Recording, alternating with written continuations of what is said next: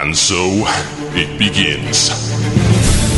Dark were the skies and chill was the wind as the land was covered in a veil of malice. Across the hill did ride a dread army of the night, cloaked in mist and fog, prepared to rain down death and destruction upon the land. And the people did crowd for a savior, a noble soul to save them from their impending demise. Just as it seemed all was lost, in strode a mighty hero, clad in shivering metal from head to toe. Wielding a terrible broadsword, he did cleave his foes in two, smashing their ranks asunder with righteous fury. And when the day was done and the enemy strode across the fields in pieces, the people did turn to the warrior and say, "We shall name this day in your honor. Speak unto us your wisdom." The warrior said one word that day: epic.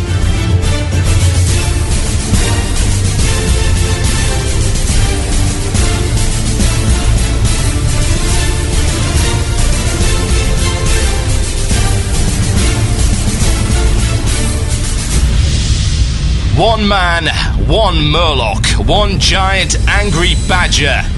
This is Blue Plz. It begins now.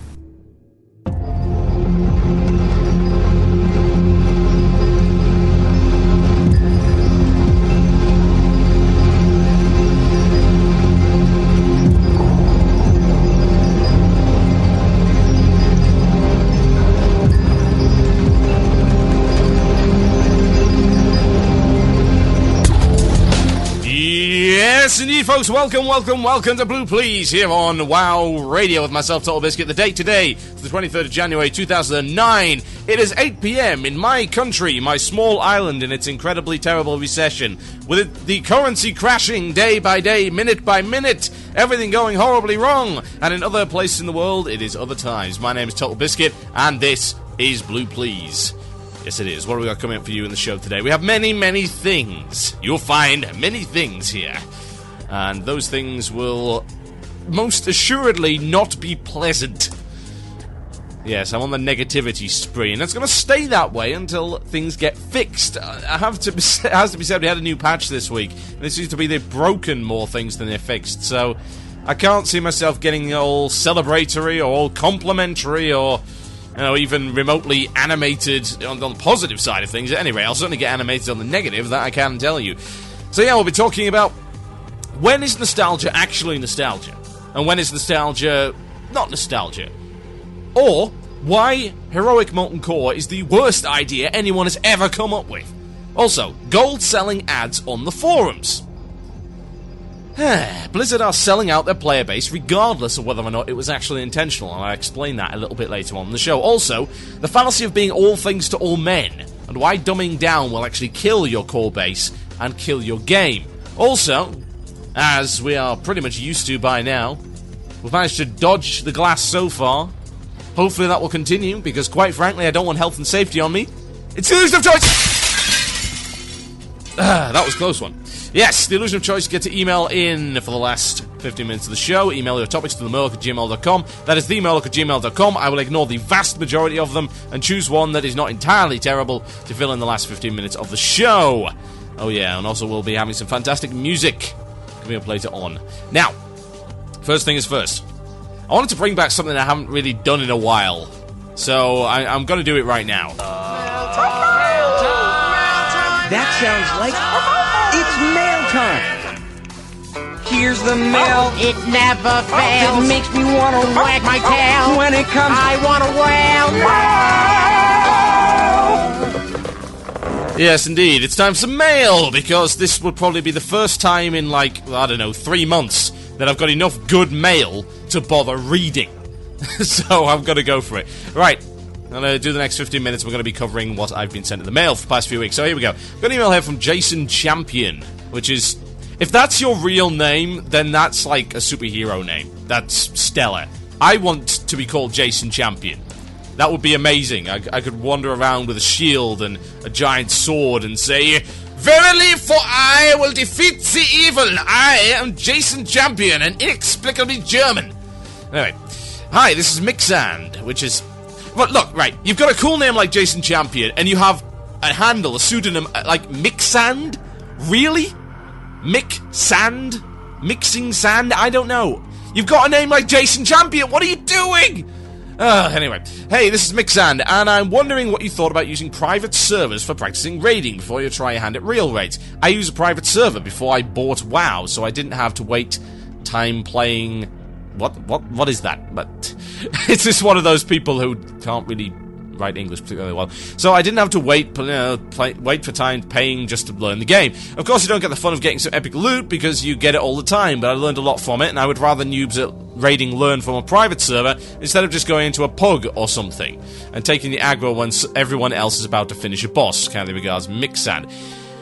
Yeah, to be quite honest, you really don't need it anymore. I can semi-understand, but you gotta bear this in mind.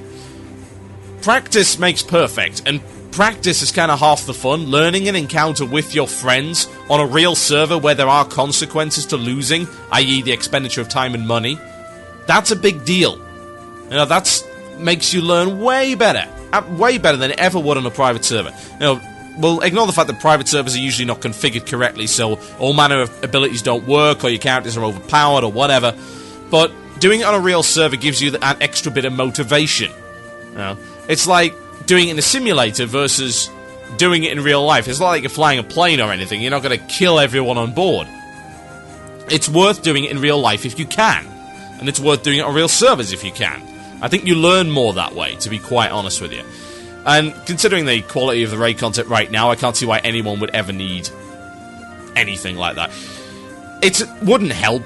I mean, you've got to bear in mind that most of the player base is incredibly stupid. Unfortunately, that's just the way of it. That's why the game's been dumbed down to the level that it has. The player base is just not particularly smart. So, it doesn't matter if private servers are available, they're still going to suck. They suck because they suck, not because they haven't got enough practice. Not even because they lack skill, just because they just lack either the intelligence or the necessary drive to put the proper amount of effort into the game and realise that, hey, effort and time equals reward, and not standing in the fire is a good idea. You can't make that go away by putting them in a simulator. They're still going to be stupid. You know, it's like the difference between artificial stupidity and real stupidity. You can't generate artificial intelligence for these people. They're going to be stupid regardless until they change their attitude. And a private server's not going to make that happen. Okay, we've got another email here from Chris Lee. It's Graham Tash from Cargath US, and he says this: Hey TB, I just listened to your last podcast where you mentioned it being possible to do next with a raid composed of just hunters and pallies, and you mentioned Vesuvius as an exception. It actually isn't. At least one guild has killed Vesuvius with 3 hunters using a distracting shot rotation to keep him moving and not hit anyone, so yes, Nax should be clearable with that makeup. On a side note, I was inspired by your notion of clearing content with 25 druids, and I'm considering sending up a guild called Druid Trainer for the express purpose of clearing all Wrath the Lich King content with nothing but 25 druids. Though we might want to bring in a couple of priest alts for the aforementioned Vesuvius fight. Yeah, I mean, it just shows the folly of bring the player, not the class. The problem is that since the original version of the game, classes have been more and more homogenized instead of diversified. You'd expect them to be diversified, right? I mean, you add more talent points, you expand their abilities, you expect them to be pushed, you know, either one way or the other, but not pushed closer together. No, that wasn't exactly what I had in mind. I don't know whether or not that's what Blizzard has in mind, but that's what ended up happening. So yeah, it's sad that you could even consider doing that, because it wouldn't have worked in some of the more challenging older world raid content. No, not a chance. Where you needed specific class abilities. I don't see the harm in that. I don't see the harm in having to have a particular class at all. I don't think the game's AI or the scripting or the way that bosses are set up can ever be set up remotely hard enough where it could be a challenge no matter what kind of group you take. I just don't think that can happen. They haven't demonstrated the ability to do that. Most of the difficulty in bosses is based around certain classes doing certain things at the right time, and removing that certain class element just makes the encounter entirely too easy. Now, got another email here from Drekal Tanlis, and it's far too long. So I'm absolutely not going to read it. Don't send emails that, like, this is like 8 paragraphs. This is not going to get read out on air. There's not even a chance of that happening. So, yeah. Anyway, I had an email here from Christian Sondrup Sorensen, which is the most bizarre name I've seen in a while. And it says this: he was talking about Nax being too easy, and apparently there was a movie of Loatheb 25 man killed by only 2 people, i.e. a Ret Paladin and a warrior. The thing is, Loatheb is just a badly designed encounter, period. At least the new version of it is. That's the problem with it. It's not that the whole thing's too easy, even though it is. The problem is that the way that they've dumbed down Loatheb has made him just a trivial fight in every respect. It's not even an interesting fight. It's just boring. I mean, it's really dull. I think more so than anything, I have a problem that it's dull as opposed to it being easy. Now, this is an email bot. I've got this useful feature on my email called Google Alerts. And what Google Alerts can do, which is very handy when you're trying to run a big website and you're looking for, opportunities to expand, market, promote, that kind of thing, or just look and see who's talking about you, where, and why. You can set up Google Alerts, and every day it'll email you a list of new finds that include the search terms that you got. So we have got like WoW Radio in there, and I've got TotalBiscuit in there. So I can look for feedback on Blue Plz and stuff like that. It's pretty handy, because sometimes people don't want to send in their feedback to me, they'd just rather post it elsewhere.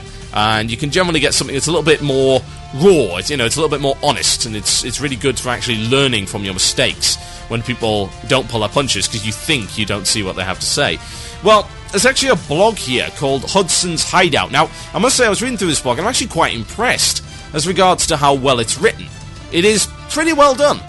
It's not a badly written blog at all. I think the content's good, and he is not afraid to write verbatim, which is always a good thing. Blogs, from what I've seen, either just don't write enough, or they write way too much and it's just circular, i.e. it's completely pointless to read because he's just said the same thing 5 times. Now, if you want to go and have a look at this, it's hudshideout.com/blog. And there was actually an entry that discussed the last Blue Plz podcast, and I want to read out a little bit from that and kind of follow up on what he has to say. And he was saying this. He noticed that I was in a rather negative mood about the game overall, and that I brought up some points about the watered-down state of the game at present, and that it was so bad for me that I started a retro guild called Arcanist Belt. Level 58, by the way. Almost there. I'll be level 60 by tonight, and then we can go do Scholarmats! Oh yeah, there's an example of a good instance. I love that place. Anyway, and it says, the problem with TB is that he has done it already. He's done it all already, and claims the content is easy and too boring now. While I do agree that the game has shifted to a casual player easy mode, I don't think that it is so boring that one has to quit at level 80, instead of doing fun things with his or her guild. The thing is that the kind of guilds I join and the kind of guilds that I enjoy being in are raiding guilds. I don't do RP, I don't do silly events or anything like that, and I don't PvP all that often. I'll do it like once a week.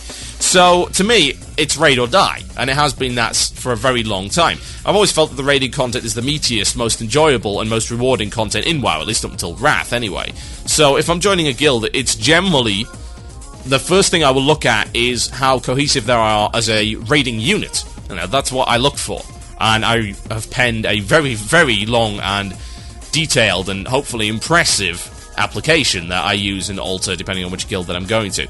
So, I'm with the Black Guard at the moment, and they're a very capable raiding guild, and I'm having quite a lot of fun with them. At least I was, until I just got absolutely bored to hell of the content. I don't want to raid anymore. I've pretty much retired my character till Ulduar. Keeping him out of there. I might do the occasional instance when I have the time, but to be honest, being short of time, I don't want to do content that's boring. I don't mind rescheduling my life around raiding, as long as the raiding is interesting and challenging, but it's neither.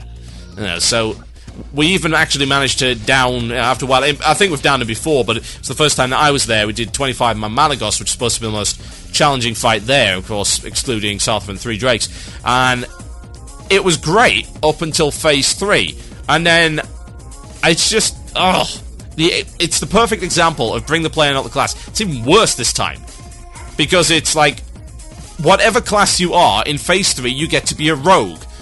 Because that's pretty much what it is. Hey, combo points, stuff like that. It's fiddly as well. Anyone using a custom UI, the vehicle menu doesn't work half the time. So I had to, click these tiny little buttons and all that kind of thing. Couldn't hotkey anything. It was just, I don't want to play this class. I don't want to play this stupid rogue dragon thing. It's boring. It's dull.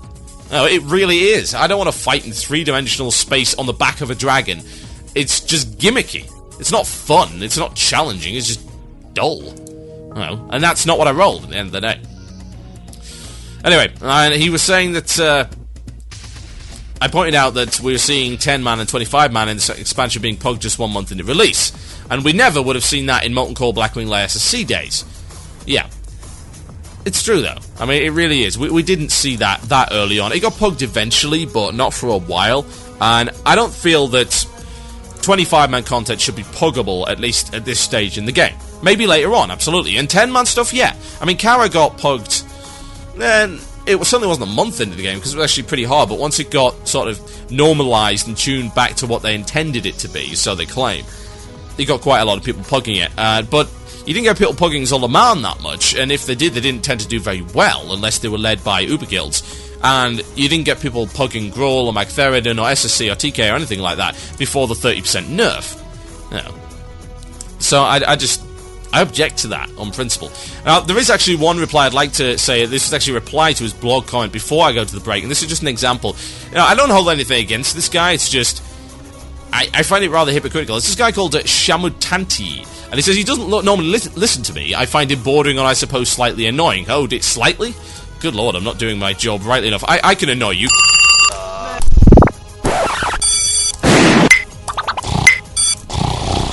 Are you annoyed yet? Anyway, so yeah. He says that I have a tendency to place my points in too much of a generalised fashion. Well, to be honest, you've got to place them in a generalised fashion because you've got to bear in mind about, who's listening and the kind of point that you're trying to put across in 15 minutes. You're trying to cover a very broad topic in 15 minutes while talking, as opposed to typing when you have all the time in the world. It's kind of important to deliver the point there, but I think the issue I have with this comment is he's got a whole bunch of stuff, and he's like, then I have an issue with the blogosphere lately, becoming a noticeable trend of slamming first and leaving clarity second, lacking reasoning, evidence, and effective reasons beyond. The thing is, like, there is no reasoning or evidence in his comment either. It's like, he's right. He says, he's misinformed over a number of issues, Death Knights, and misconstrues concepts about TBC, such as? Where? Which ones? I mean, you can't ask for evidence, reasoning, and a proper conclusion when you don't provide any of your own. It doesn't work that way. I'm sorry. And if you do think that the show is meant to inspire some academic style of debate, then no, it's relatively informative entertainment. That's really all it is. If I want to be the shock jock of WoW Radio, then that's what I'll be, because that's what people want me to be. Anyway, you listen to Blue Plz here on WoW Radio with myself, TotalBiscuit. I'll be right back after this with our first topic of the day. This is Churasas with Battle Metal! You're listening to the podcast and archive of Blue Plz. Music was removed due to copyright concerns. If you'd like to hear the music, tune in live on Fridays at 8 p.m. British Standard Time. That is 3 p.m. EST on WCRadio.com.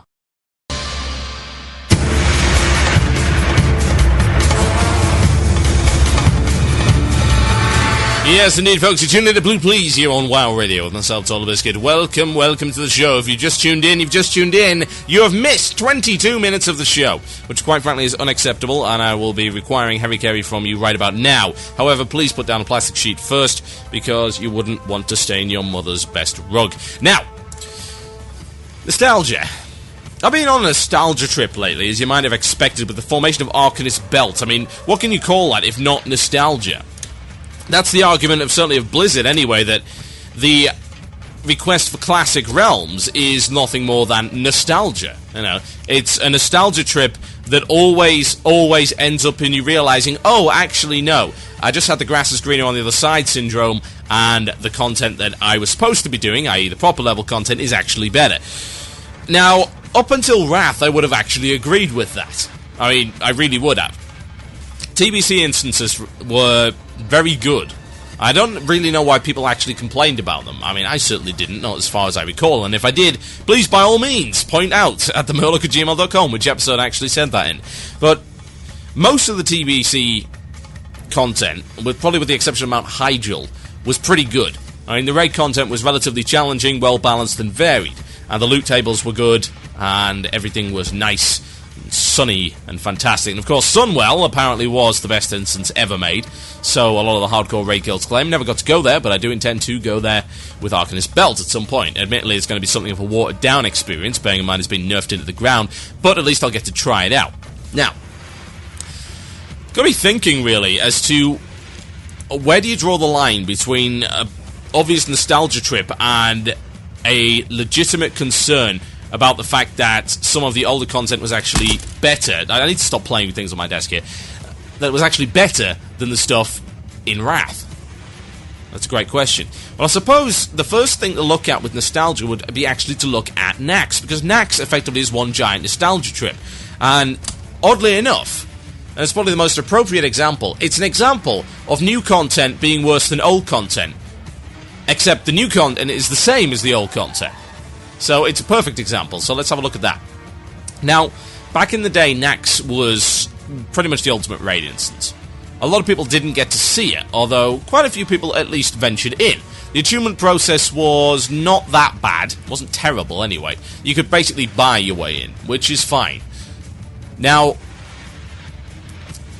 the first few bosses were killable by most capable guilds. Anyone that's killed Blackwing Lair bosses, if they killed Veil, they could probably kill Vesuvius, and they could probably kill Anubra Khan, and if they were really lucky, they could probably kill Grand Widow Fairlina.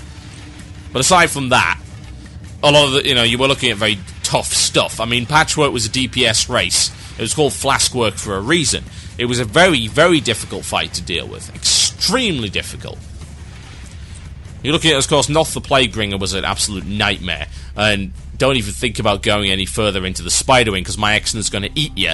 And Gothic the Harvester is just going to tear you apart. Now, it's interesting to note that a lot of those fights now are pretty much rendered down to walking jokes. I mean, Gothic the Harvester is incredibly dull now. And incredibly easy. I can't imagine anyone actually wiping on Gothic the Harvester, because all it requires is the ability to DPS they ands, which, as far as I'm aware, everyone can do. And the ads aren't really that hard either. You don't get that many of them. You just stand there DPSing for like 5 or so minutes. The boss comes, doesn't really do anything of note. Teleports to the other side, doesn't do anything of note either. To about 40% or so, the gates open. Then you go and nuke him down. That's it, free loot. It's a box of loot. That's all it really is. Now, if you want to look at the nostalgia factor, you can look at how challenging Nax was back in the day and whether or not it would still be challenging today. Well, obviously the current version of Nax is not challenging because so many people have cleared it already. But the reason it's not challenging, well, there's a couple of reasons. First reason, I guess, would probably be the homogenization of classes, i.e. you don't really require any specific classes to do anything in Naxxramas, so we talked about that last week. But I think one of the other things that a lot of people seem to ignore, and perhaps they think, looking at Nax now, that Nax back in the day wasn't so great, is that the abilities of the bosses have been nerfed into the ground. Some have been removed, some have just been made utterly ineffective. And you're looking at stuff like Grand Widow Fairlina has been completely changed around in the way that you actually deal with her. And, of course, the 10-man version changes even more, but the 25-man version is still very, very easy.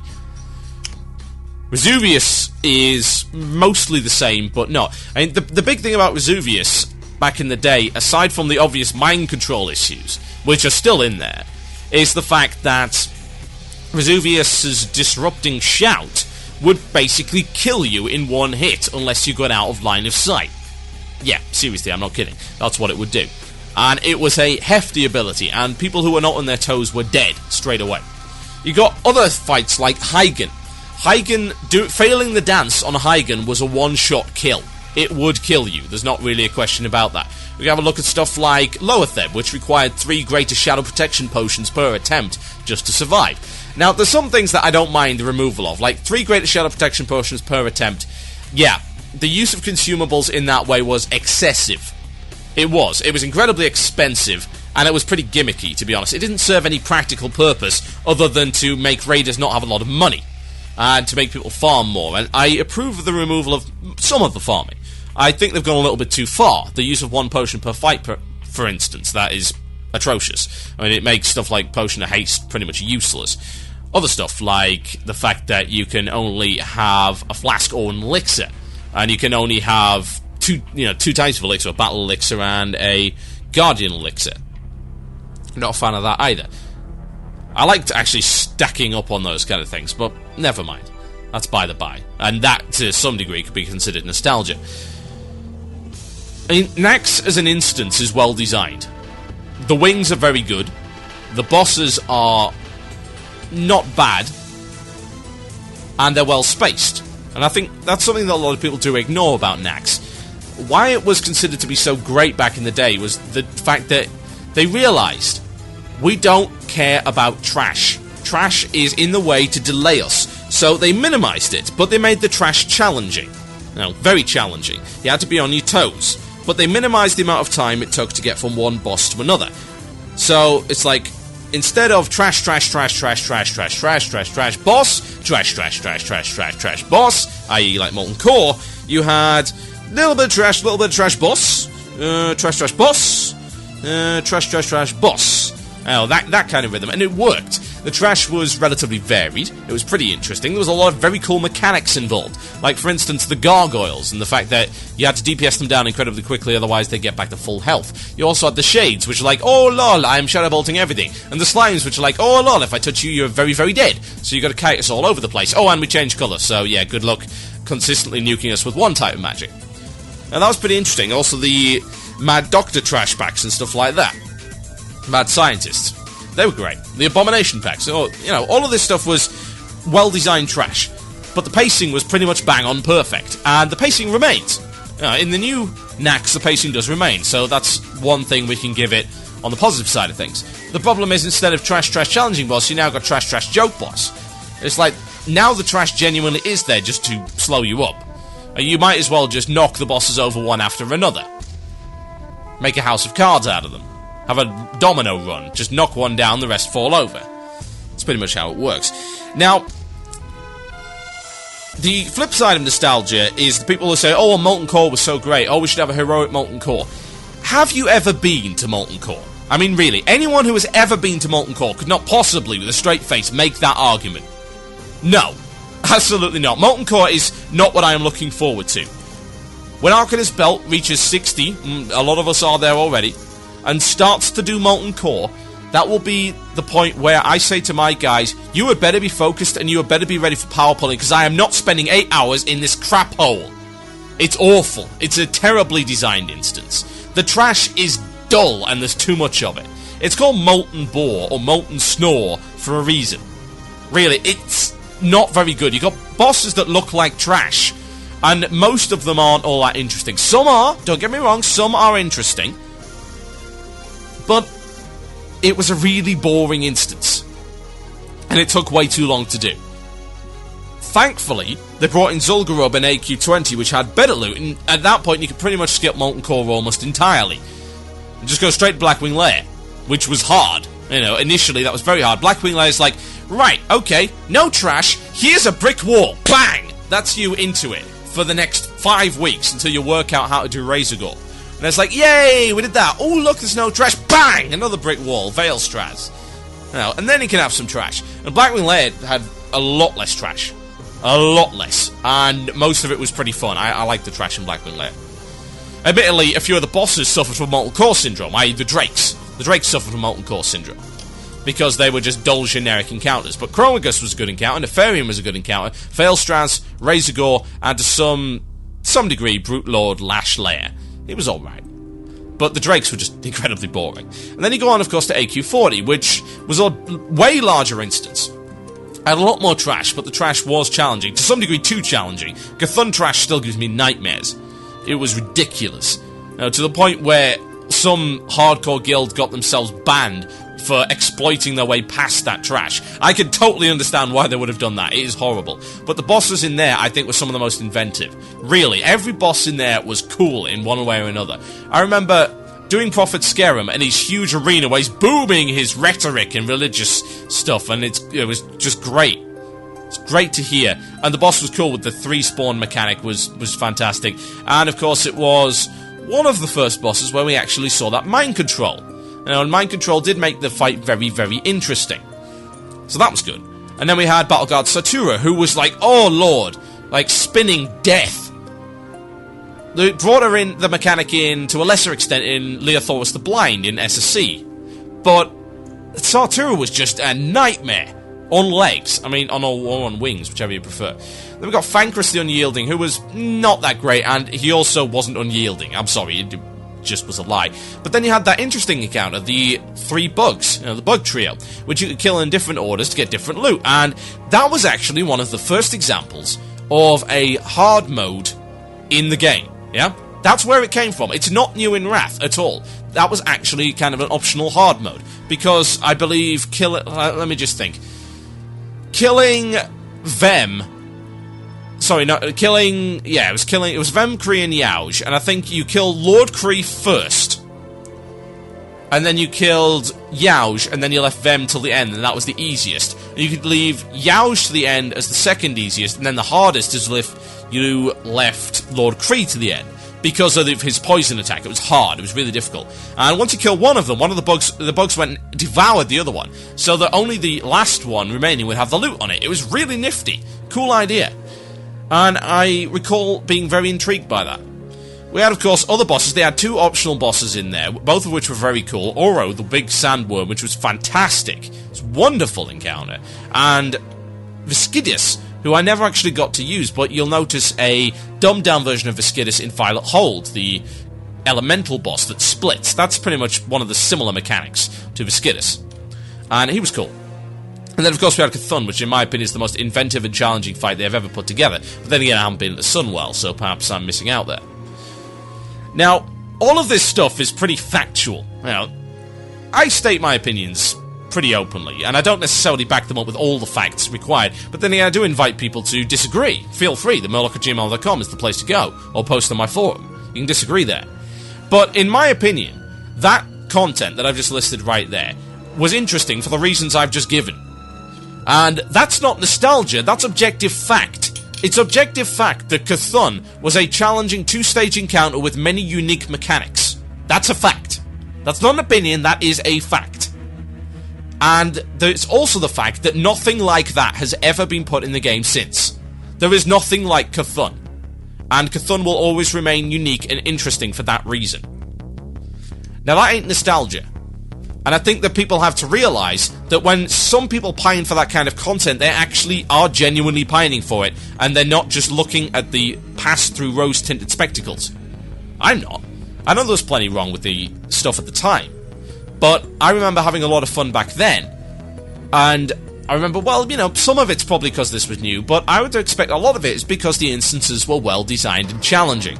There is no fun at all in doing an instance that is not challenging because you do not believe you deserve the rewards. Do you really believe that knocking over joke bosses like Gothic the Harvester and the new Nax, do you believe that you deserve the 4 pieces of loot that you get from that? Really? Do you believe that? Because I don't. VOA, I felt guilty from getting 2 pieces of tier 7.5. Oh look, best chest piece and best legs in the game for me. Great. What did I do for that again?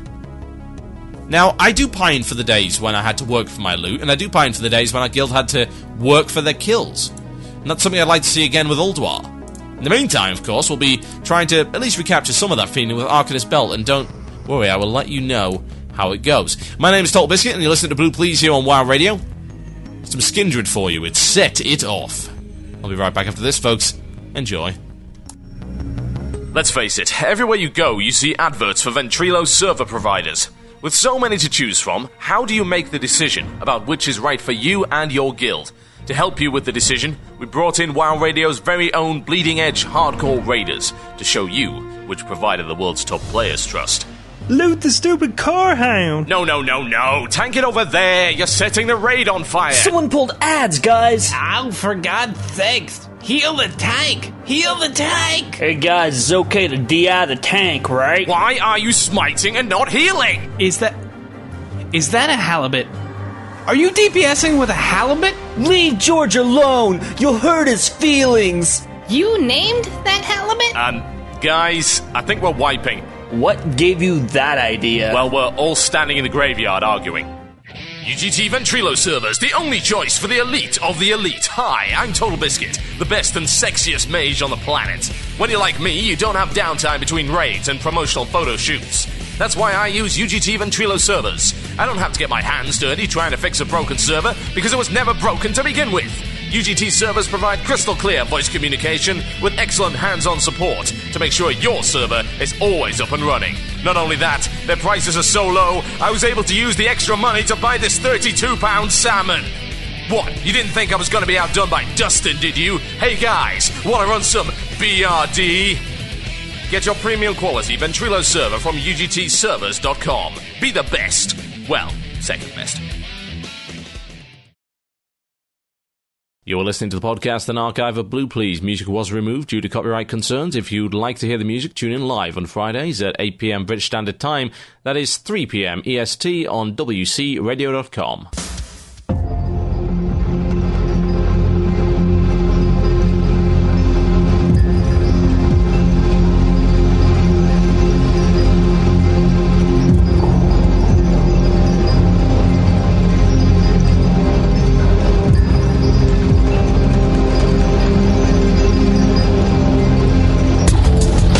Yes, indeed, folks, you're tuned into Blue Plz here on WoW Radio with myself, TotalBiscuit. Sorry for the rather abrupt delay there. Yeah, I'm sorry. RL emergency had to be dealt with. Real life always comes first, kids. Please, please, above everything else, bear that in mind.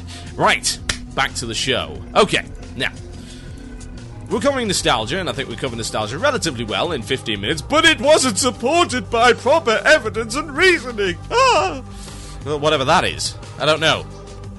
We need pie charts? Some kind of logarithmic diagram? Perhaps a table of calculus? I don't know anymore! What do you people want from me? Who knows? Anyway, now, you may have noticed a couple of days ago, actually was it yesterday? I think it might have been yesterday, as reported by everybody, that there were gold selling ads on the forums. Yes, gold selling ads on the forums. Not our forums. Oh no. The World of Warcraft forums. And no. Not just posted by random spammers. Posted by Blizzard! Well, not so much posted by Blizzard, but part of the rotating banner program that Blizzard has on their forums, and now indeed has on their website. You can actually go to worldofwarcraft.com, as I recall, and yes, you are going to hear typing noises, because I cannot make those go away. Sorry, guys, I'm not having a membrane keyboard like a ZX81 here. It's not going to happen. You go to worldofwarcraft.com, let's see, do they have ads? Do they have ads? Let's find out. Yes, they have ads. Advertising Wrath of the Lich King, which is funny because they already had an advert for Wrath of the Lich King. No kidding. You know, it's the splash screen when you go in there. So yes, they're advertising their own products on the website. That's alright, I don't mind that. Although why they had to put the words advertisement under it, I really cannot imagine. Really? It says Wrath of the Lich King in stores now, and it's saying advertisement next to it. Thanks, guys, for the information. Perhaps you'd like to put the word website above the website, just in case we were confused. Now, again, I don't mind ads for their own products being on the website, but the fact of the matter is that on the forums a couple of days ago, one of the ads was for gold sellers. I'm not kidding, it was for a gold-selling website. Now that demonstrates one of a few possibilities. The first possibility is that Blizzard deliberately put it there, which is, I don't know, that's conspiratorial in the extreme. I mean, this is along the lines of people that say that Blizzard endorse gold sellers because it means they buy more accounts. Clearly not understanding, actually, that no, they don't buy accounts, they hack other people's accounts, cause people to quit from the game, and thereby actually lose them money, as well as pissing off the player base, and generally being a bunch of parasitic little bastards. Now, we can probably safely assume that deliberately putting it in there, no. So what? Accidentally put it in there? Well, accidentally putting a gold-selling ad in your own rotation is pretty tricky. I mean, that takes a pretty severe feat of ineptitude. Beyond the point of Blizzard. I mean, we're talking about, let me think, Derek Smart level of ineptitude here. That bad. No, I don't think that happened either.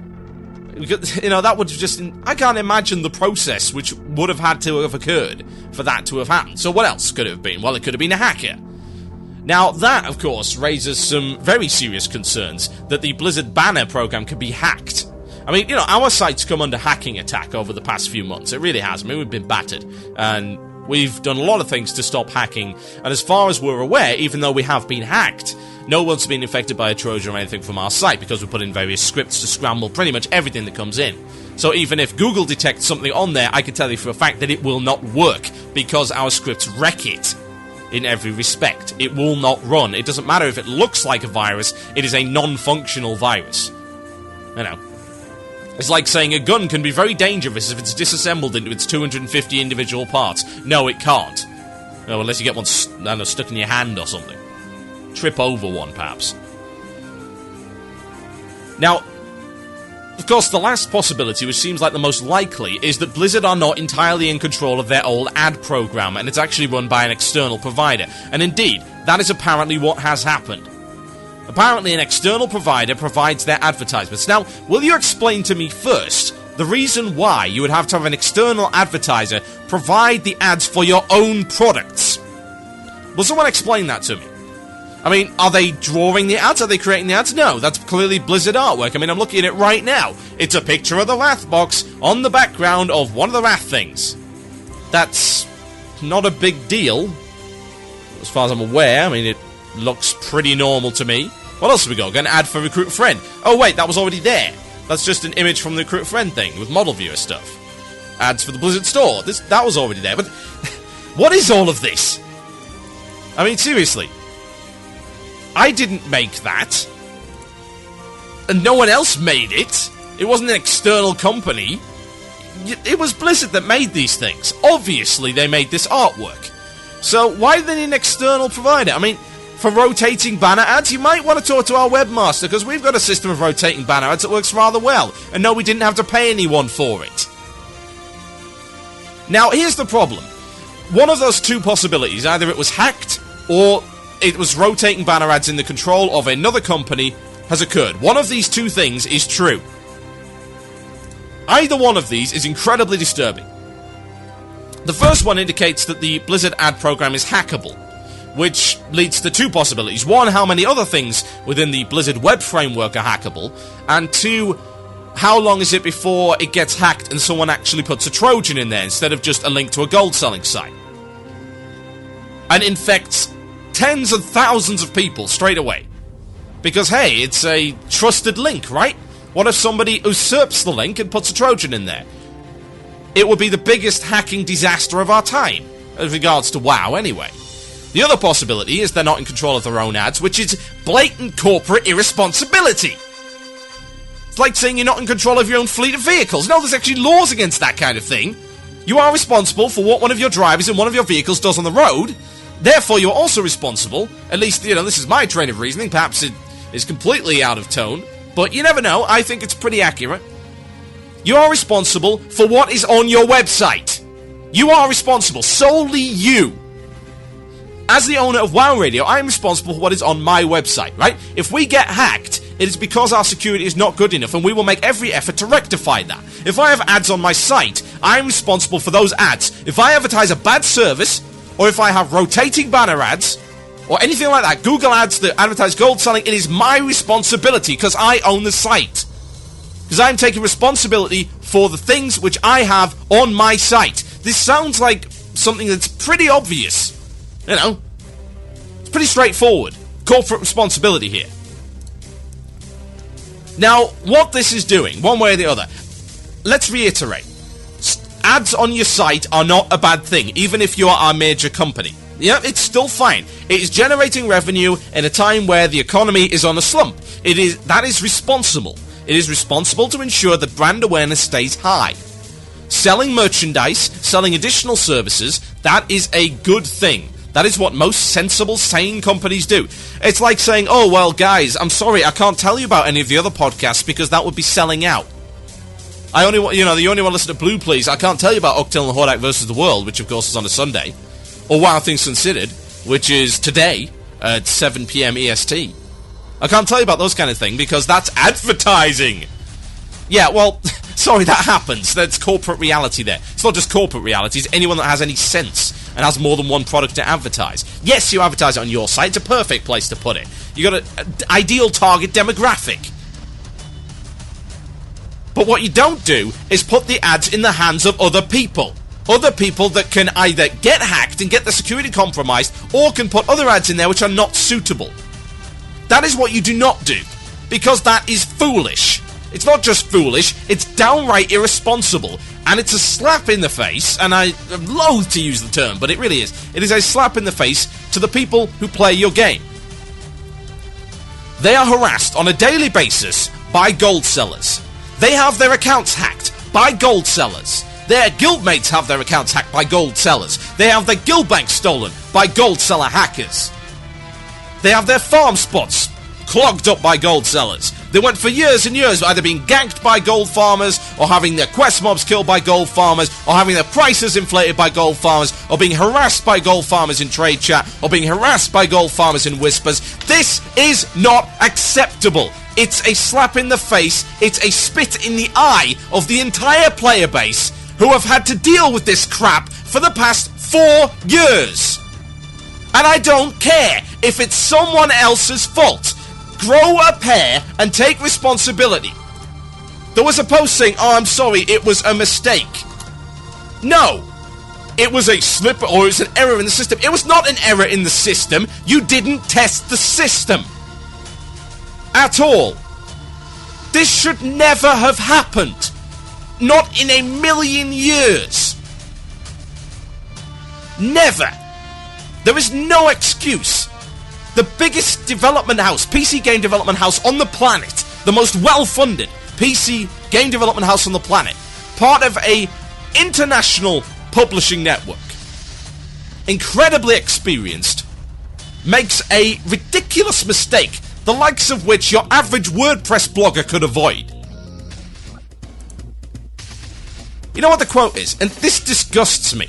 It is the most neutral, PR-friendly BS I have read in my life. Posted by Bornak, he says this.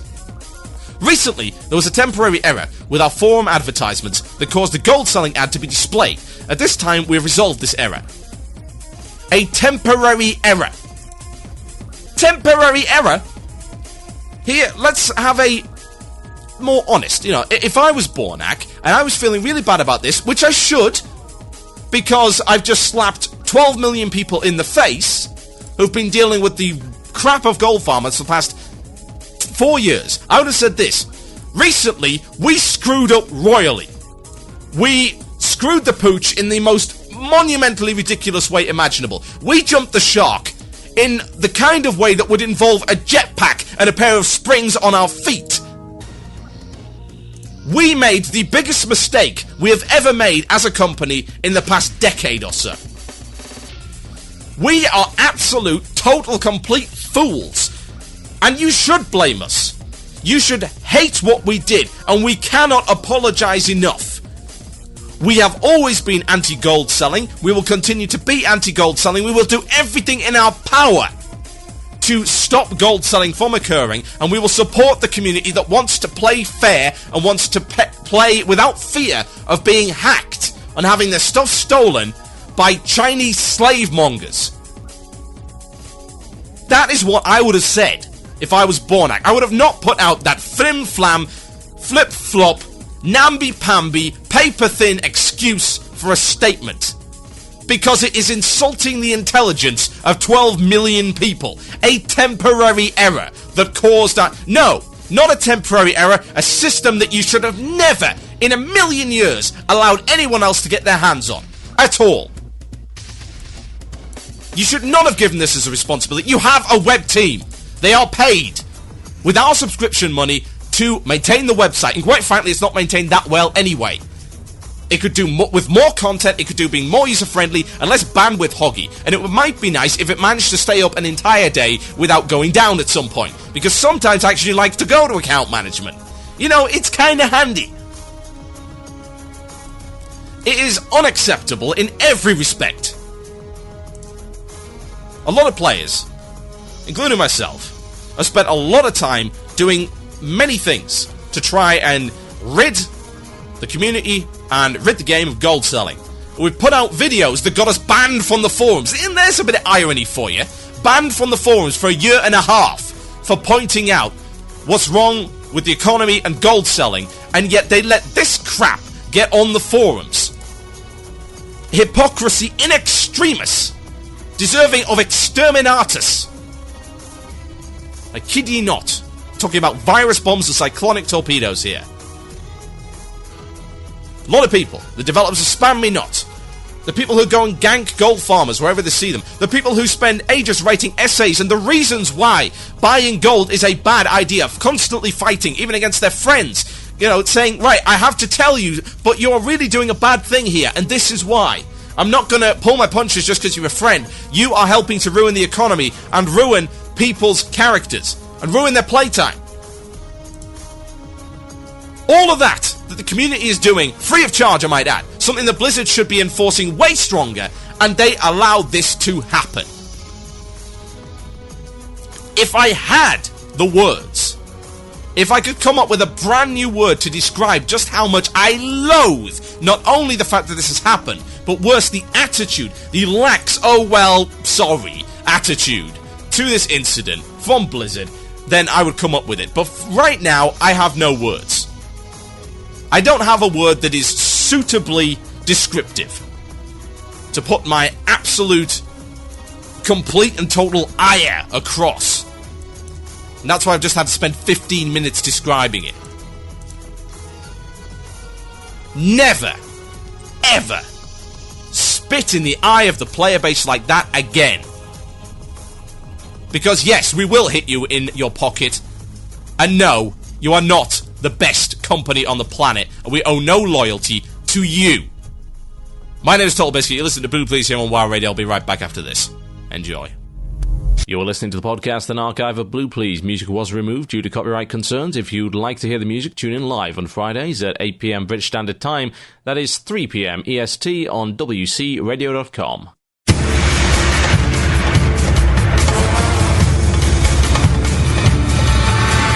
Yes, indeed, folks. You're listening to Blue Plz here on WoW Radio. Fired up and rather angry. That's all I can say. Well, it ain't stopping there. Sorry. Blizzard's been hopefully reeling for the past 6 minutes. Not that I actually believe that, but whatever. It's nice to dream, isn't it? And I have another salvo for them. Now, I like to talk about the fallacy of being all things to all men. Now, it's a pretty old piece of wisdom. And most wisdom tends to be old, otherwise it really wouldn't be wisdom, it would just be a kind of nice quote.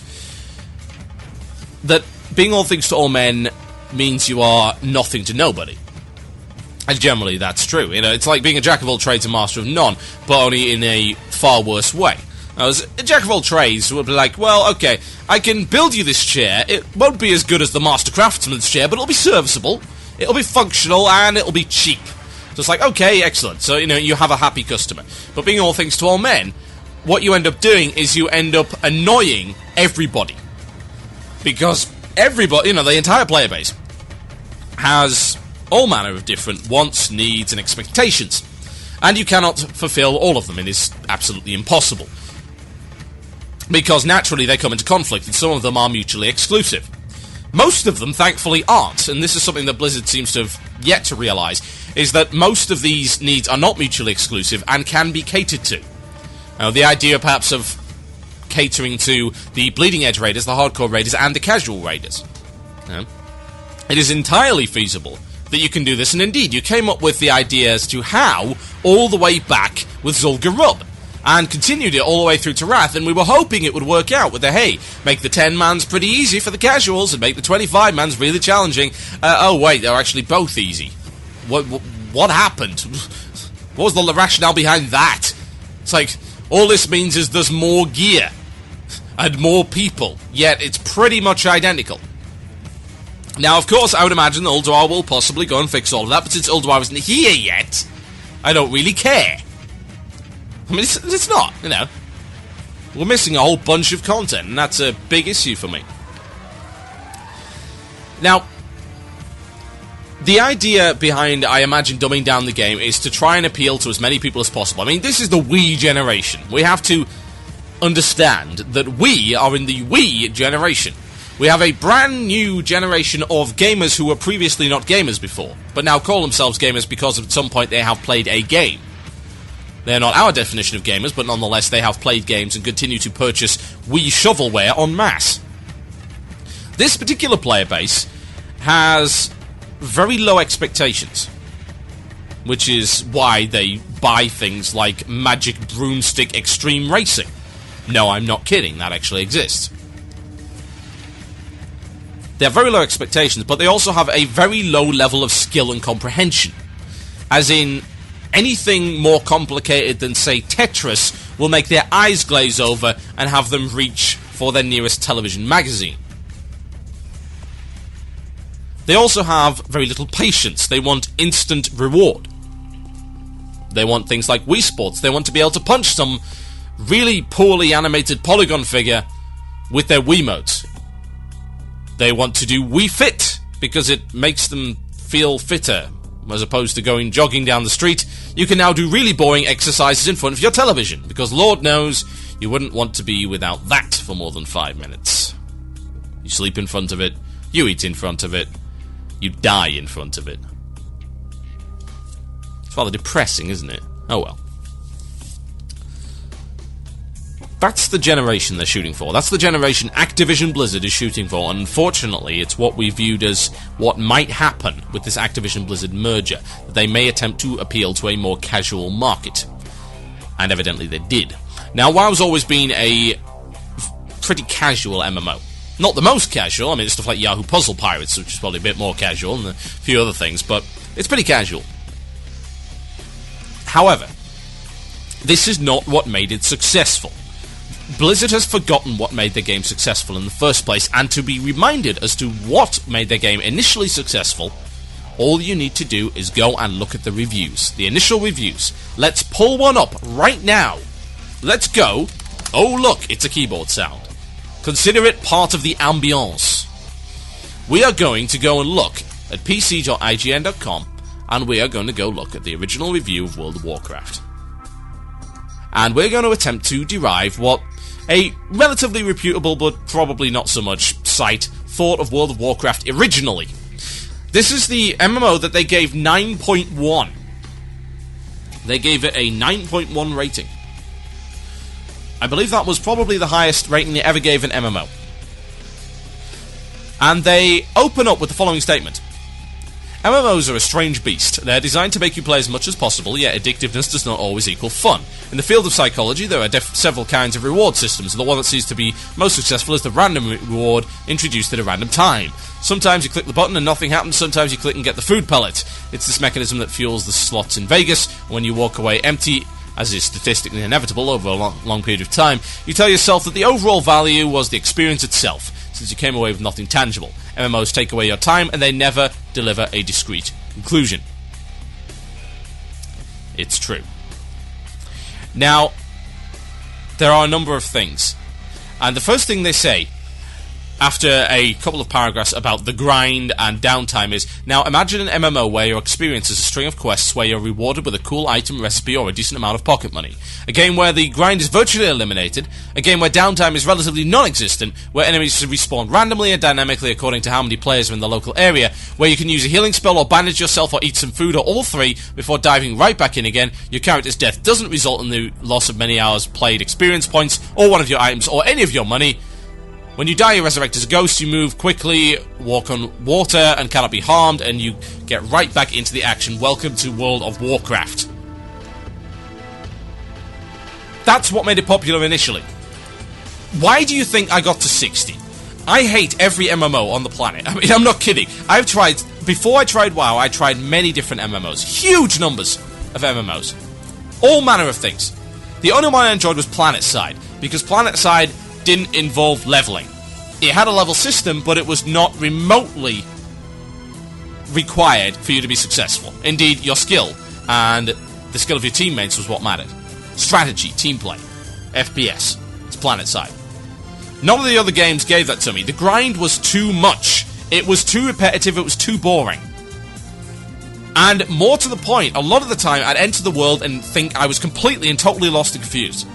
I remember Anarchy Online, for instance. I looked at Anarchy Online for the first time. I had no idea what was going on. I didn't know. I quit within 10 minutes.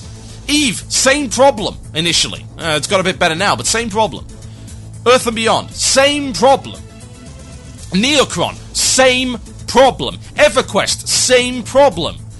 Dark Age of Camelot, same problem. It happened over and over and over again in every MMO that I tried. It was the same issue. I walked into an unfamiliar world that I had no idea what I was doing, was expected just to go out and find out what was going on, turned around and said, no, I'm not going to do that, it's a waste of my time. WoW didn't do that. WoW led you by the nose the entire way through, and you felt familiar with the game from the outset. It made sense. It was set up in a way that was user-friendly and obvious, and you knew what the classes would do, and you knew what your abilities would do, and you could work out the systems behind it relatively easily, because they were well explained. The tutorials were good. The quests naturally led into each other. They led you from area to area. You never felt lost. You were given items. You were rewarded. You didn't have to grind. You said, here's a quest. Here's the reason you're doing it, and this is what we will give you if you do it. Yeah, sure, some of them were a little bit dull, but most of them were pretty okay. And it was better to quest than to grind. And I never ground. I never ground on my way to 60. I did quests. And I had fun.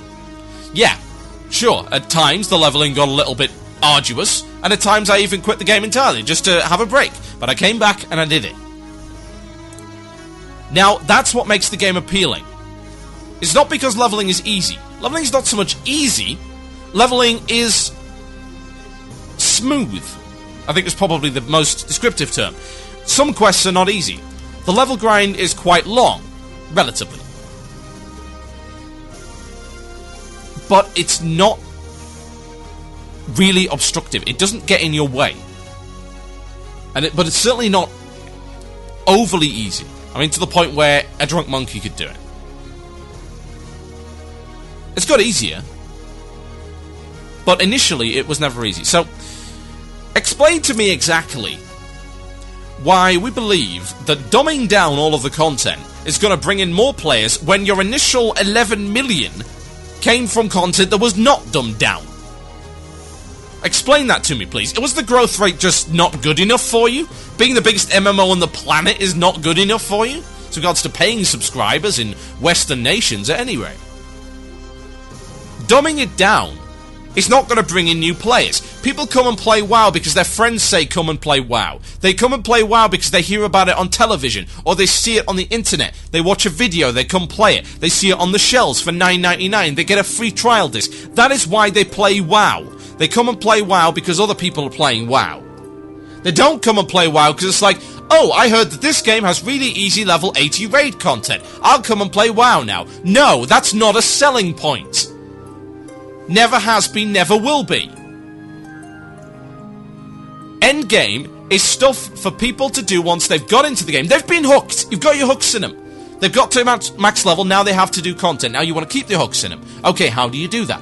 Well, it would be nice if we had enough content that we couldn't clear in 3 days from launch. That keeps people going. I do not want to play WoW right now. I really don't. The only reason I'm playing is because of Arcanist Belt. An Arcanist Belt is something you evidently don't want me to do because you've just cut the amount of gold I can earn in old school raid instances by 50%. Meaning I'm going to have to pay more for iron repairs now. Thanks, Blizz. Short-sighted fools. It's like you want us to look at the new content so badly that you are punishing people who try to do the old stuff. You claim it's a nostalgia trip. You even go to the point of mocking people that think the old world content is a nostalgia trip. To some degree it is. But it's challenging, at least at the appropriate level, and that's the thing. It's got to be challenging. The same people who raided then are the same people who raid now. It never brought in new people. At all. It's not like it used to be back in the day when you had to have 40 people. And that was the main reason why people didn't raid back in the day, initially. Because they couldn't muster up 40 people to go and do Oni. Or they couldn't muster up 40 people to go do Molten Core. 40 attuned people, more accurately, you know. And that was made easier because they made 20-man instances. And look, suddenly pugs are forming. Yes, we're pugging Zul'Gurub. We're pugging AQ20. We've got more casual guilds, quote-unquote. You know, I don't think the term really applies. But you've got smaller form guilds who are attacking this content. And look, then we get to, hey, it's Karazhan. It's a 10-man. First of the 10-mans. We get another 10-man in the form of Zul'Aman. Zul'Aman, a challenging 10-man. All of that worked. That's what stops people from raiding. If people don't want to raid, they are not going to raid because it's easier for them to raid. And if they do, they're not going to enjoy it because they're only there for gear. It's like, I don't really enjoy PvP much, but I'll take a couple of choice pieces of gear from it. That's not real content, that's just kind of a means to an end. Do you really want the meat of your game to be a means to an end? Because last time I checked, leveling was the means to the end game.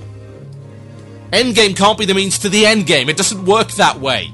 Circular logic is my domain, not yours. Get off it. I'm being very possessive now. You gotta realise that the game is attractive on so many different levels and to so many groups of people. And endgame is not on their minds when they pick that box up off the shelf. Endgame is on the minds of your core player base if you want continued subscribers, unless you want a high turnover. You know, and maybe that's what they're aiming for. Maybe they want a high turnover now. Maybe they think that's where the profit is. I can't really understand why. Okay, actually, yes, I can understand why. The reason why they'd want a high turnover is because they buy the expansions, which means they get lump sum profit. And they get to go back up in the charts, which is additional free promotion for them. Indeed, it's paid promotion.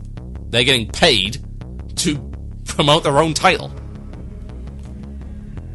That would be the reason why I want a high turnover. The problem is, a high turnover game is inevitably going to implode in on itself. Because at some point, that high turnover, the revolving doors of the player base will jam. They will stop going. People will stop coming in. Because they'll have heard bad things. Because the people who brought them in there are now saying, no, sorry, the game sucks, don't bother. That's what will happen. That is what always happens with the high turnover idea. The quality of the player base goes down. You've got industries which are high turnover. Fast food places, they're high turnover in staff. I've worked retail jobs that have been high turnover, and you know what? That means the vast majority of the staff are poor quality staff. They are not qualified, they are not good at their job, and they're certainly not enthusiastic, nor do they have a good work ethic. And the quality of the customer service suffers as a result. The quality of the game suffers as a result of the player base getting worse. And the player base gets worse as a result of the quality of the game going down. It is a vicious cycle, and it will kill the game eventually. And it has to stop.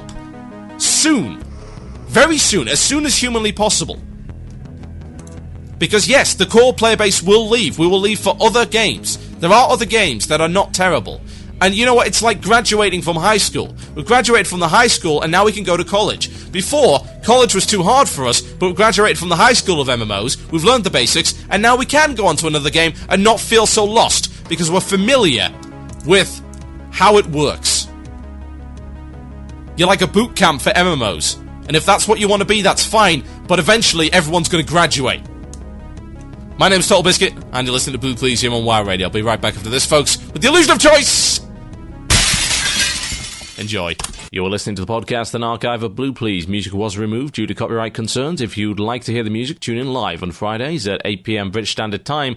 That is 3 p.m. EST on WCRadio.com.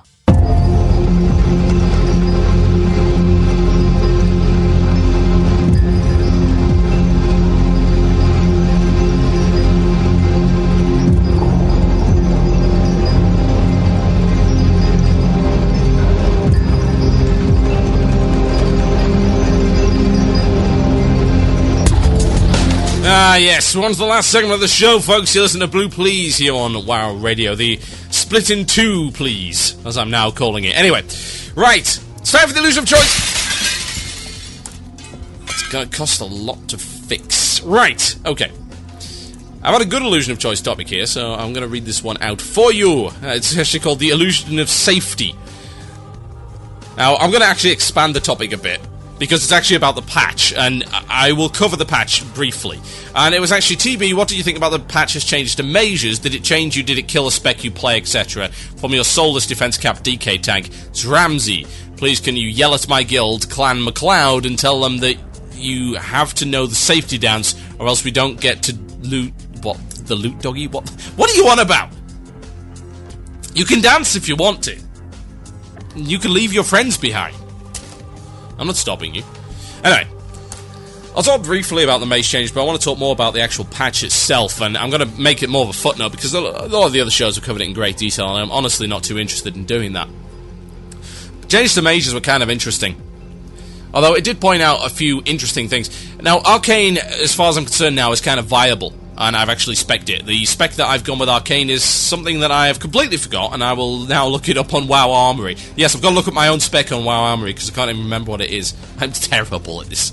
Absolutely awful. Never, ever use me as an example of anything. I mean, really. You know, I don't know why people ask me for advice on mages. I'm horrendous. I can't even remember what gear I'm wearing half the time. Anyway, yeah. Total Halibut, level 80 mage, TBG of Shattered Halls. Yes, I'm 56312. It's my new spec. Now, the idea behind this spec, and there's two things that have changed it. Now, Arcane became less viable in the expansion because they completely screwed up Arcane Blast. Now Arcane Blast has been changed, and it's now a bit of a viable rotation again. There is a trick to it, and I shall explain it. Now, Arcane is a very mana-intensive tree, but there are numerous tools you can now use to regenerate mana. One is, of course, the Glyph of Mage Armor, combined with Mage Armor and the talent Arcane Concentration, is it? I think? No, sorry. No, yeah, well, Arcane Concentration counts as well, but also Arcane Meditation. It's giving you about 80% mana regen while casting, which is very, very nice. So that's good. And, of course, combined with Student of the Mind, you're getting some extra spirit. Although they took Potent Spirit out, and I hate them eternally for that. You also now have a 2-minute Evocate. 4 minutes if not talented. 2 minutes if you have Arcane Flows. So you can Evocate many times during the fight, which is awesome. It basically means you've got next to unlimited mana.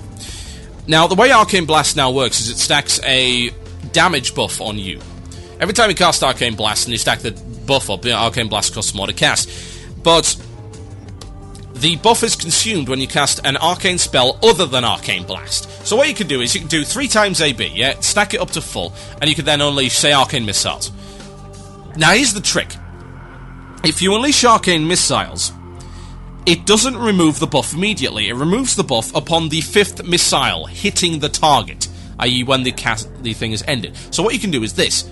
If you time it right, you can fire your missiles, and before the missile hits the target, you can also fire off an Arcane Barrage, which will also get the damage buff. So it's like a double damage. Now, just to give you an example of what I managed to do with this on a training dummy.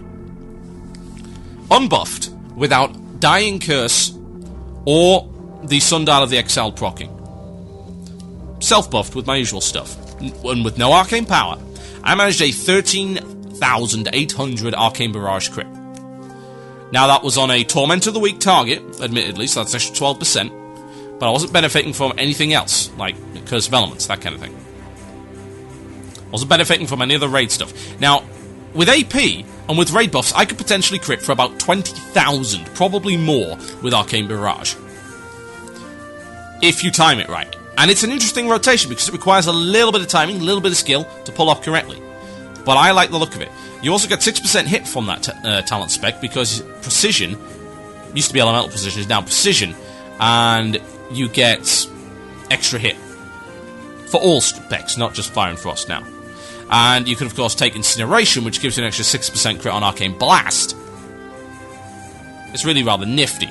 So yeah, I think that's... I haven't tried it out in raids yet, but I think it could be pretty good. It's also not a bad PvP spec. I mean, it lacks various useful talents like, say, Improved Blink, or Improved Counterspell.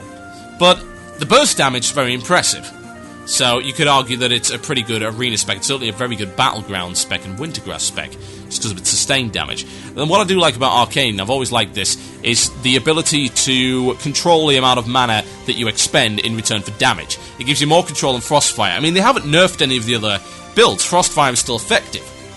But Frostfire is a very static kind of build. You have very little control over how much damage you do. It's pretty much throwing caution to the wind and saying, hey, Magic 8-Ball, how much damage am I going to do this cast?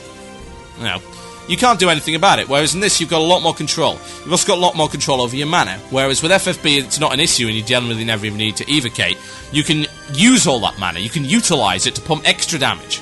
And I've always liked that about Arcane, and I'm hoping this will be raid viable. Initial indications seem to say so. Now, there are other issues that I have with the patch, and the fact is that it's taken them 2 months to get this patch out, and it's the most unexciting patch I've ever seen in my life. It's really dull. And for the first major patch of the expansion, you'd think they'd maybe push the boat out a little bit, but they didn't. They didn't at all. And what infuriates me, actually, more so than anything, is the Titan Guard enchant was actually removed. It's taken out. Now, just as an FYI, for those of you who don't know about Titan Guard used to be a plus 75, and then nerfed down to plus 50 stamina enchant on one-handed weapons. Now, this took a lot of Dream Shards, yeah, which meant that, hey, it was going to revitalise the Dream Shard market, along with a whole bunch of other enchants using Dream Shards as well. So it would make Dream Shards valuable again, whereas previously they were pretty much a waste of space. So, of course, being the enterprising businessman that I was, I collected up a number of dream shards. By a number of dream shards, I mean 1,200. Preparing, basically, to make 100 Titan Guard, because back in the PTR, it was 12 dream shards to make a Titan Guard. Think, hey, here's my payday. This is where I'll make my money as a profession. I will pay back the money that it's cost me to level enchanting. I will make a profit, and I can officially say, hey, the profession's maybe not quite as broken anymore. But no, they took it out.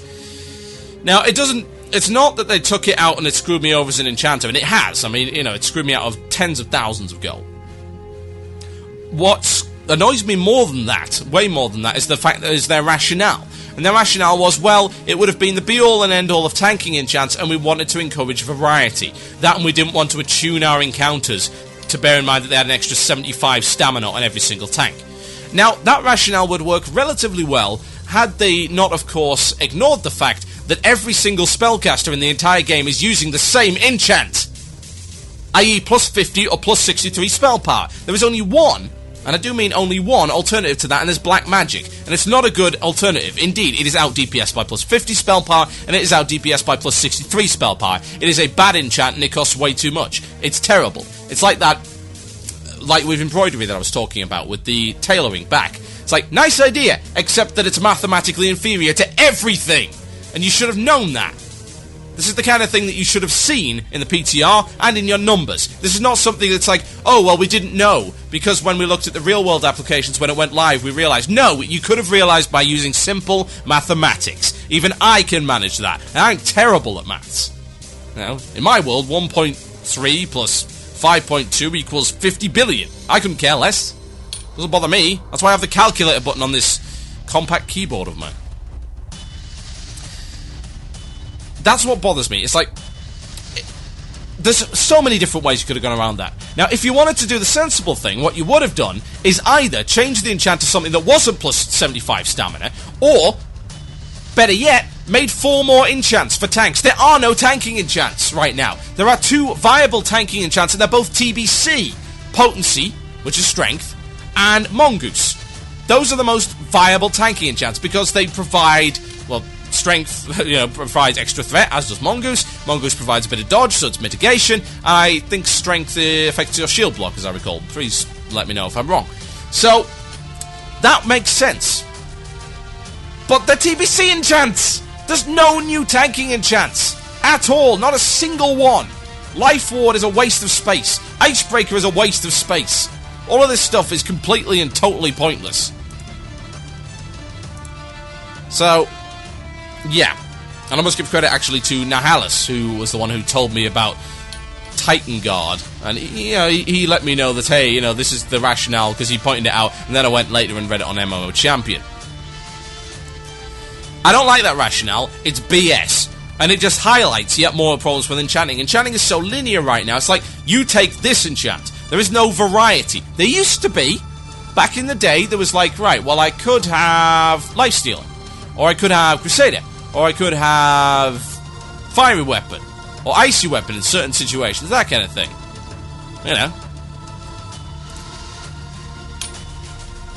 But now, there's barely any choice. Malias have the most choice, but even then, their choice is limited. So no, I don't accept the Titan Guard explanation. It's a BS explanation. It highlights what's wrong with enchanting. A lot more enchants need to be put in the game. And for God's sake, we need some rare drops for once. Come on! How are we supposed to make any money if everyone has exactly the same enchant? What am I supposed to use? Have gimmicks? A little clown car riding around advertising my services? What am I supposed to do, Blizzard? Tell me. And the rest of the patch is just uninspiring in every respect. And that really depresses me. Because it's like, hey, this is what you worked on for 2 months. Where the heck is Old War? Where's the content? Because it's missing. I'm not sure if you noticed, but you only released half an expansion. Obviously, this was a mistake that I would have thought you would have rectified relatively quickly, but evidently not. So come on, put some damn effort into it. I hope this is the low point of the expansion. It's only going to go up from here. Can't see it getting any worse. So no, I'm certainly putting in way less time in the game than I used to. And I will reduce my time to 0 if necessary. Just because I don't pay for stuff that I don't enjoy. And I certainly don't pay £15 a month. Well, I don't pay £15 a month at all. Pay £9 a month to see money going to waste on pointless, uninspiring patches. I mean, who cares? Yeah, some necessary changes there, but these are the kind of changes that they used to be doing in, like, a couple of weeks. I remember it's like every 2 weeks we got a patch, which would have balancing fixes. 2.5 months? Get real! After 2.5 months, I would expect to see content. And there isn't any. And there still isn't any, and we're probably going to be waiting another 3 months for Oldwell, by which point a large swathe of the guilds are going to stop playing.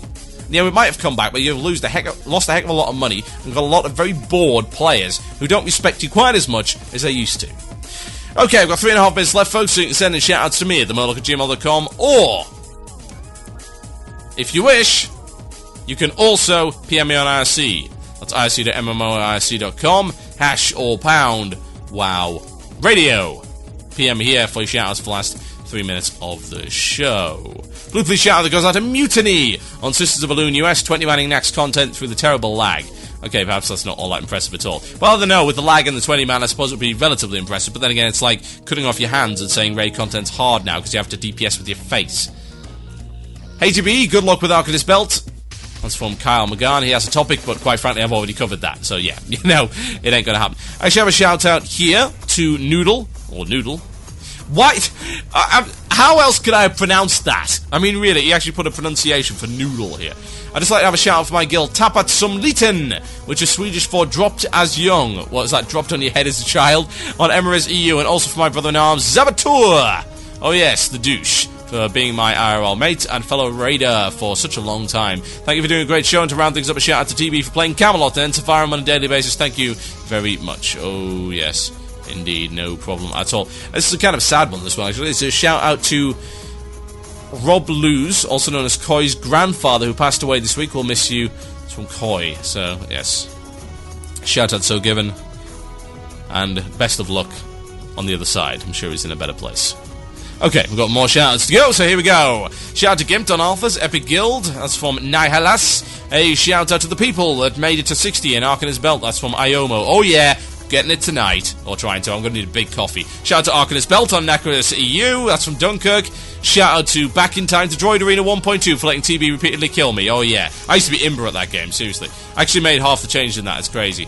A shout out to Ariana, who likes my show. That's always good. I'm glad she still likes my show after this one. You know, you would have thought she'd have got bored of me by now, evidently not. A shout out to me, this from Brute. A shout out to the Fish Old Crafty. 3 days of fishing in a phased Ogrimmar for the win. I feel dirty because I've become an achievement whore, oh dear. And to my guild, more Pew Pew, less QQ on Skullcrusher EU. That's from Brute as well. A shout out to what the hell is that? Exalterigo! Oh, that's quite clever. Free Candy Guild on Laughing Skull. Great show. Hope everything is in RL as well as can be expected. Thank you for asking. A shout out to all the guys from Arcanist Belt and to Corticus from Dragonmore for being an awesome druid. A shout out to Ubararama for being inaugurated on Tuesday. Yes, I could not be happier. Thank God, you guys. Seriously. Well done. You elected a guy that is actually going to make a difference, and already is, so well done, and couldn't be happier. I'm pretty much done, folks. My name has been TotalBiscuit. You've been listening to the one and only Blue Plz here on WoW Radio. Check out the other shows on WCRadio.com and hang around. Stick around, indeed, for WoW Things Considered, which will be coming up at midnight GMT. That's 7 p.m. Eastern Standard Time. You can subscribe to our shows on iTunes, or you can listen to them from the site.